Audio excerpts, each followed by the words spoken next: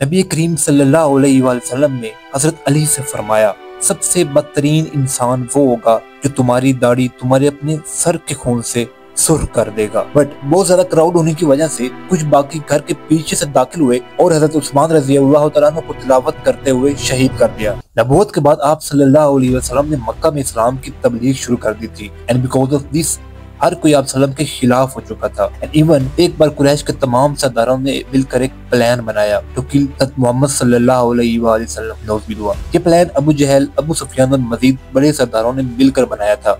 और इस मीटिंग में इब्लीस यानी शैतान भी एक सफेद पोश बुजुर्ग की सूरत में आया हुआ था और इसने तमाम सरदारों को गाइडेंस देना शुरू की कैसे मोहम्मद सल्लल्लाहु अलैहि वसल्लम को शहीद करना है। नौज़ुबिल्लाह, शैतान ने कहा कि हर कबीले से एक एक नौजवान आएगा और इस तरह सब मिलकर कुरैश हज़रत मोहम्मद सल्लल्लाहु अलैहि वसल्लम के कबीले पर हमला करेंगे और वो एक साथ तमाम कबाइल का मुकाबला नहीं कर सकेंगे। बट अल्लाह ताला की मदद से रसूलुल्लाह सल्लल्लाहु अलैहि वसल्लम हज़रत अबू बकर सदीक के साथ मदीना की तरफ हिजरत के लिए रवाना हुए। एंड जब कुफार हज़रत मोहम्मद सल्लल्लाहु अलैहि वसल्लम के घर के अंदर दाखिल हुए तो उन्होंने हज़रत अली रजी अल्लाह तआला अन्हु को आपके बिस्तर पर पाया और वापस लौट गए। आफ्टर दिस हज़रत अली रजी अल्लाह तआला अन्हु आप सल्लम के ऑर्डर के मुताबिक लोगों की अमानतें उन्हें लुटा के खुद मदीने आ गए। हिजरत के कुछ ही टाइम बाद अबू सुफियान का बहुत बड़ा काफिला शाम यानी सीरिया से वापस आ रहा था। मुसलमानों ने इसे रोकने का फैसला किया बिकॉज कुरैश ने मक्का में मुसलमानों की बहुत सी जमीनों पर कब्जा कर लिया था। बट अबू सुफियान ने जब ये खबर सुनी तो उसने मक्का में अर्जेंट फौज का मैसेज भेजा और बदर के मकाम पर 17 रमजान को मुसलमानों और कुफार के दरमियान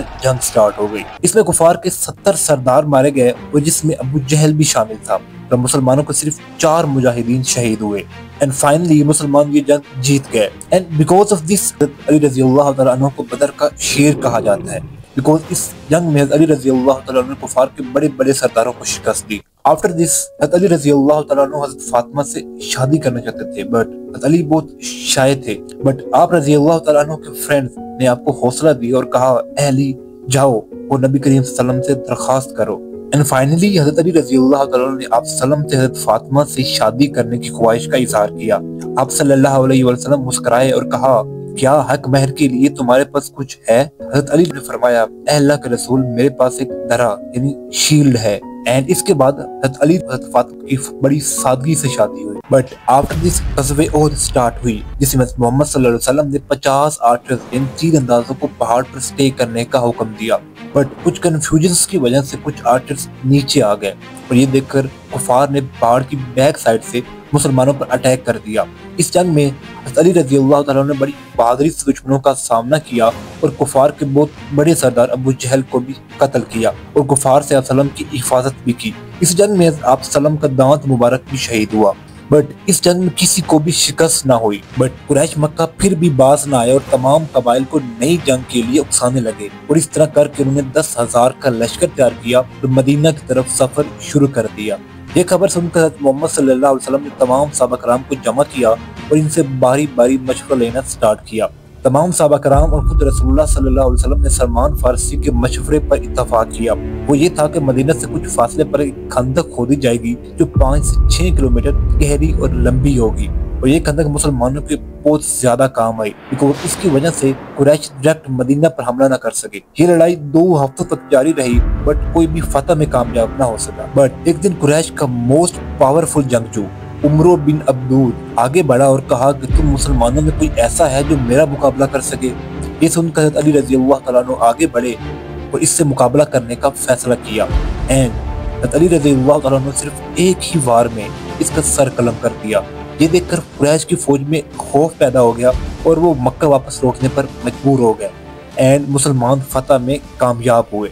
बट आफ्टर दिस खैबर के यहूदी कबाइल कंटिन्यूसली मुसलमानों के खिलाफ साजिशें कर रहे थे एंड इवन उन्होंने कुरैश मक्का और देकर कफार कबाइल के साथ मिलकर मदीना पर अटैक करने का प्लान भी बना लिया था। इसलिए मोहम्मद सल्लल्लाहु अलैहि वसल्लम ने इन यहूदियों को खत्म करने के लिए तकरीबन 2000 का लश्कर तैयार किया और इन्हें खैबर की तरफ रवाना किया। खैबर पहुंचकर मोहम्मद सल्लल्लाहु अलैहि वसल्लम ने फरमाया कल मैं इस आदमी को झंडा दूंगा जो अल्लाह उसके रसूल से प्यार करता है और अल्लाह और उसके रसूल इससे प्यार करते हैं। एंड नेक्स्ट डे मोहम्मद सल्लल्लाहु अलैहि वसल्लम ने झंडा अली के हवाले किया। ये देखकर सब शौक हो गए बिकॉज अली रजी अल्लाह तआला अन्हु इस वक्त काफी बीमार थे। अली रजी अल्लाह तआला अन्हु ने यहूदियों को मुसलमान होने का इनविटेशन दिया बट उन्होंने रिजेक्ट कर दिया और अपने मोस्ट पावरफुल फोरियर मरहब को मुकाबला करने के लिए भेजा, जिसने हज़रत अली रज़ी अल्लाह तआला अन्हु को चैलेंज किया, बट हज़रत अली रज़ी अल्लाह तआला अन्हु ने सिर्फ पहले ही वार में इसको कत्ल कर दिया। इसके बाद हज़रत अली रज़ी अल्लाह तआला अन्हु ने फौज के साथ कैमस खैबर के मजबूत किले की तरफ पेशकदमी की और इसे भी फतह कर लिया।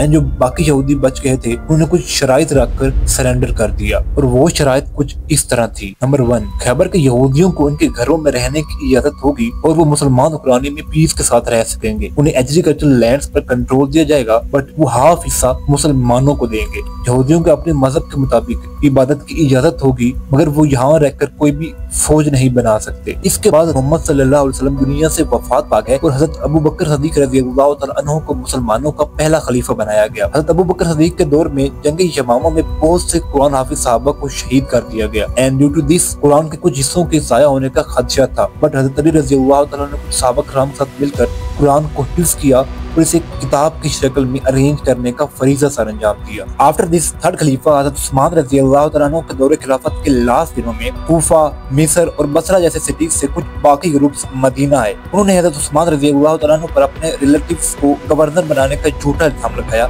और कुछ ही दिनों बाद आपके घर का घेराव करके आपका खाना पीना बंद कर दिया। बट बहुत ज्यादा क्राउड होने की वजह से कुछ बाकी घर के पीछे से दाखिल हुए और हजरत उस्मान रज़ी अल्लाह तआला अन्हु को तिलावत करते हुए शहीद कर दिया। आफ्टर दिस हजरत अली रज़ी अल्लाह तआला अन्हु फर्स्ट एंड लास्ट खलीफा बने। हजरत अली रज़ी अल्लाह तआला अन्हु ने खलीफा बनते ही तमाम करप्ट गवर्नर्स को हटा दिया। आप रज़ी अल्लाह तआला अन्हु ने उस्मान के कातलों को सजा देने का वादा भी किया, बट वेरी केयरफुली, बिकॉज इस वक्त कातिल हंड्रेड्स की तादाद में आम लोगों में घुल मिल गए थे। हजरत अली रज़ी अल्लाह तआला अन्हु जंगों से बचने की बहुत ज्यादा कोशिश करते थे, because he was very kind. आप रज़ी अल्लाह तआला अन्हु ने हजरत माविया, हजरत आयशा, हजरत जुबैर, हजरत तला और दीगर अहम शख्सियात को लेटर लिखा कि आप सब अमन और सुकून के साथ रहें। बट हजरत आयशा, हजरत जुबैर और हजरत तला का ख्याल था कि हजरत अली रज़ी अल्लाह तआला अन्हु कातिलों को सजा देने में देर कर रहे हैं, जिसकी वजह से इन सब ने एक लश्कर तैयार किया और बसरा इराक से मजीद फोर्स को जमा करने के लिए रवानगी शुरू कर दी। एंड हजरत अली रज़ी अल्लाह तआला अन्हु ने भी बसरा की तरफ रवानगी शुरू कर दी, not for the fight but सिर्फ सुलह के लिए। दोनों ग्रुप्स एक रात को सुलह पर एग्री हो गए, बट इसी रात को हजरत उस्मान के कातिलों ने छुपकर हमला कर दिया। उन्होंने ऐसा शो किया जैसे कि हजरत आयशा और हजरत अली की फौज के दरमियान जंग स्टार्ट हो गई है। इस लड़ाई ने इतना बुरा रुख इख्तियार किया कि 10,000 मुसलमान इस जंग में शहीद हुए, जिसमें हजरत तला और हजरत जुबैर भी शामिल थे। जंग के दौरान हजरत अली रज़ी अल्लाह तआला अन्हु ने हजरत आयशा की ऊँटनी को टारगेट किया, एंड जैसे ही वो ऊँटनी गिरी तो जंग खत्म हो गई। बट इसके बाद हजरत अली रज़ी अल्लाह तआला अन्हु ने हजरत आयशा को बड़ी सेफ्टी और रिस्पेक्ट के साथ मदीना पहुंचा दिया और जंग के बाद सबके लिए आम माफी का ऐलान किया। इस बैटल को बैटल ऑफ कैमल भी कहा जाता है। इस जंग के बाद हजरत अली रज़ी अल्लाह तआला अन्हु मदीना से कूफा आ गए, बिकॉज इस वक्त कूफा ग्रोइंग इस्लामी एम्पायर का हेड था। ऑलमोस्ट 1 साल बाद जंग सफीन स्टार्ट हो गई। इसका बैकग्राउंड कुछ यूं था कि माविया रज़ी अल्लाह तआला अन्हु जो इस वक्त शाम यानी सीरिया के गवर्नर थे, उन्होंने हजरत अली रज़ी अल्लाह तआला अन्हु को एक लेटर भेजा जिसमें लिखा था कि हम इस वक्त तक आपकी बैत नहीं करेंगे जब तक आप हजरत उस्मान के कातिलों को सजा नहीं दे देते। बट हजरत अली रज़ी अल्लाह तआला अन्हु ने लेटर के जरिए माविया को बताया कि अभी हालात बहुत नाजुक हैं और हर तरफ इंतशार फैला हुआ है, इसलिए सबसे पहले मैं अमन कायम करूंगा और बाद में मैं हजरत उस्मान के कातिलों को तलाश करके मैं सजा दूंगा। बट हजरत माविया रज़ी अल्लाह तआला अन्हु ने इस बात को रिजेक्ट किया। बट फिर हालात इतने खराब हुए कि सफीन यानी इराक और शाम की सरहद पर हजरत अली रज़ी अल्लाह तआला अन्हु और हजरत माविया रज़ी अल्लाह तआला अन्हु की आर्मीज के दरमियान जंग स्टार्ट होगी। इस जंग में टोटल 70,000 मुसलमान शहीद हुए, इसमें 25,000 मुसलमान हजरत अली की साइड से थे, जबकि 45,000 मुसलमान हजरत माविया की साइड से शहीद हुए। ये जंग कई वीक्स तक जारी रही, बट आखिरकार हजरत माविया की फौज ने अपने नेज़े पर कुरान लटका कर इसे बुलंद किया ताकि इस जंग को रोका जा सके। एंड ये देखकर हजरत अली रज़ी अल्लाह तआला अन्हु ने अपनी फौज के साथ मशवरा करके फाइनली इस जंग को रोक दिया। दोनों तरफ से आजाद फैसले का प्रोसेस स्टार्ट हुआ, बट ये बाद में मजीद इख्तलाफात का सबब बना। बट आफ्टर दिस हजरत अली रज़ी अल्लाह तआला अन्हु की फौज के एक गिरोह ने आपके खिलाफ काफिर होने का फतवा जारी कर दिया। इनको खुराज यानी बाहर निकलने वाला कहा जाता है। उन्होंने अपनी जमात बनाई और हजरत अली रज़ी अल्लाह तआला अन्हु के खिलाफ जंग की तैयारियां स्टार्ट कर दी। जंग सफीन के कई साल बाद इस ग्रुप खुराज का एक फेलो अब्दुर्रहमान बिन मलजम कूफा की मस्जिद में रात को दाखिल हुआ और एक कॉर्नर में छुप गया। इसके हाथ में जहर आलूदा तलवार थी। नमाज फजर के वक्त जब हज़रत अली रज़ी अल्लाह तआला अन्हु मस्जिद में इंटर हुए और इमामत स्टार्ट की, बट जैसे ही आप रज़ी अल्लाह तआला अन्हु सजदे में गए, इस काफिर ने जहर आलूदा तलवार से आपकी गर्दन पर वार किया और आप शदीद जख्मी हो गए। इस काफिर को फौरन पकड़ लिया गया, बट आप रज़ी अल्लाह तआला अन्हु ने फरमाया, अगर मैं बच गया तो मैं खुद इसका फैसला करूंगा, लेकिन अगर मैं शहीद हो गया तो इसे कत्ल के बदले में कत्ल कर देना, लेकिन ज्यादती ना करना। इसके बाद आप रज़ी अल्लाह तआला अन्हु को जख्मी हालत में घर ले आया गया। और इस वाक़े के सिर्फ 2 दिन बाद हज़रत अली रज़ी अल्लाह तआला अन्हु 63 साल की उम्र में वफात पा गए। सब्सक्राइब।